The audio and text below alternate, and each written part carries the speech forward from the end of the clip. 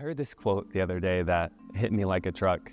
It was something like, many people who become addicted to things have this feeling that normal life isn't interesting enough anymore.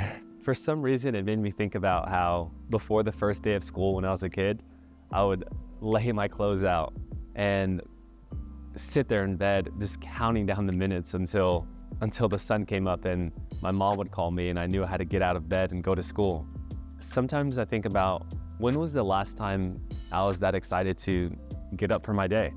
The irony is that one of the biggest challenges I feel like we face today is the fact that life in many ways has become really boring. And it's kind of a paradox, because how can life be both hard and boring at the same time?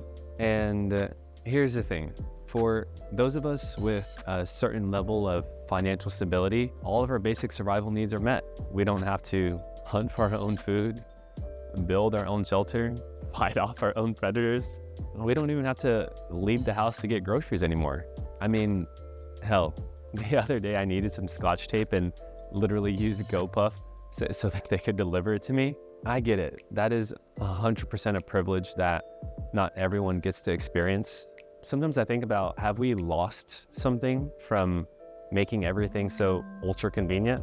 I read the statistic the other day that people without a high school education have 42% more leisure time than the average person. I thought that was crazy, because I realized we don't really have to do anything anymore. We have everything that we need at our fingertips with our phone. We live in a time where we have to literally choose our own challenges. And what I've noticed is, when I don't have something that I'm working towards or something that I'm striving for, those are some of the moments where I've felt the unhappiest or the least fulfilled. There were times in my life where everything seemed to be going smoothly.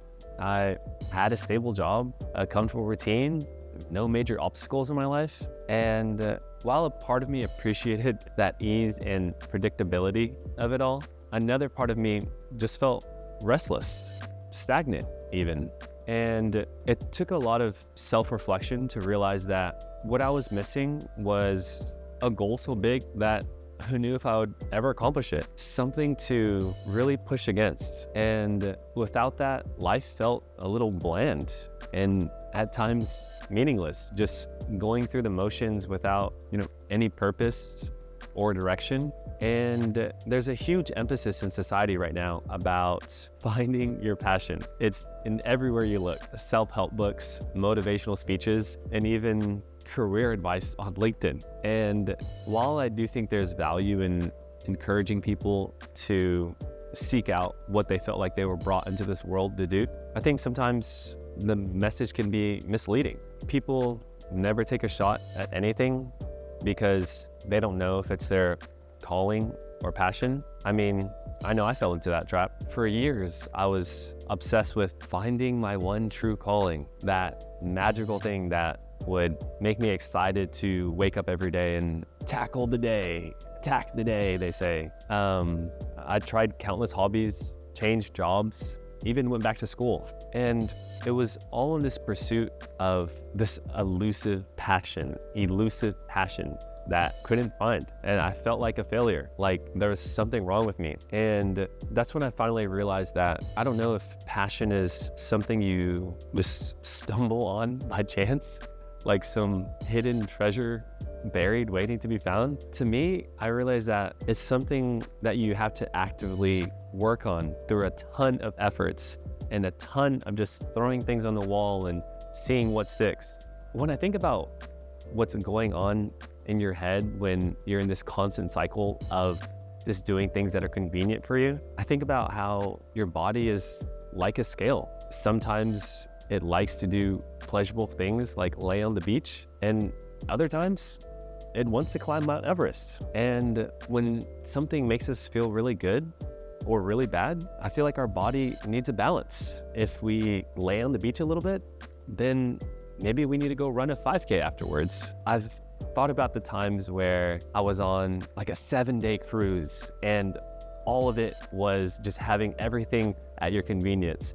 You had the pool, you had the lounge area, you had the unlimited cafeteria buffet. And yeah, after a while, it started to feel so empty. And it's in those moments where I'm so deep in the pleasurable side of what my body is seeking.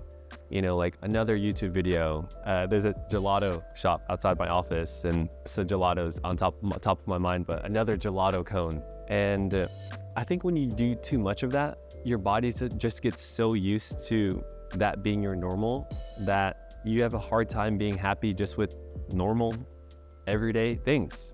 And this is kind of like what happens when people get addicted to things, whether it's a crazy drug or some sort of bad habit. When you do too much of that, your brain gets used to all of that pleasure, and it's harder to feel happy without it.